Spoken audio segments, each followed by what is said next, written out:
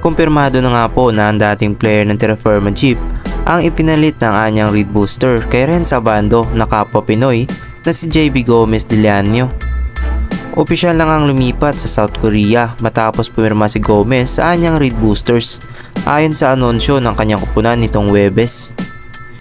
Nang ibinahagi ng anyang Reed Boosters sa kanilang Instagram account ang pagkuha kay JB Gomez Deliano.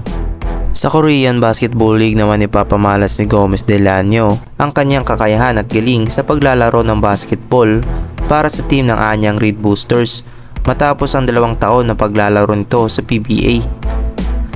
Nag-a-average itong si Gomez sa PBA noon ng 16.4 points, 5.9 rebounds at may 1.9 assists per game at may 57.3% sa field goal.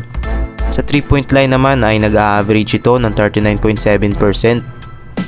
Sa mga hindi pala nakakaalam, ang nakakabatang kapatid nito na si Juan ay naglalaro din sa KBL sa kupunan ng SK Knights. Sinabi na nga ni Gomez na aalis na siya sa kanyang team sa PBA matapos niya itong tulungan na makapasok sa playoffs conference.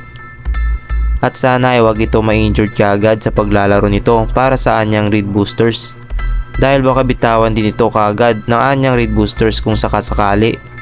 Dahil ganoon na nga ang nangyari sa kabayan natin na si Renz Abando na agad pinalitan kahit na disente naman ang ipinakita nung bumalik ito galing sa injury. Ating suportahan ang kababayan nating Pinoy na patuloy na pinapakita ang likas na galing nating mga Pinoy sa larangan ng basketball.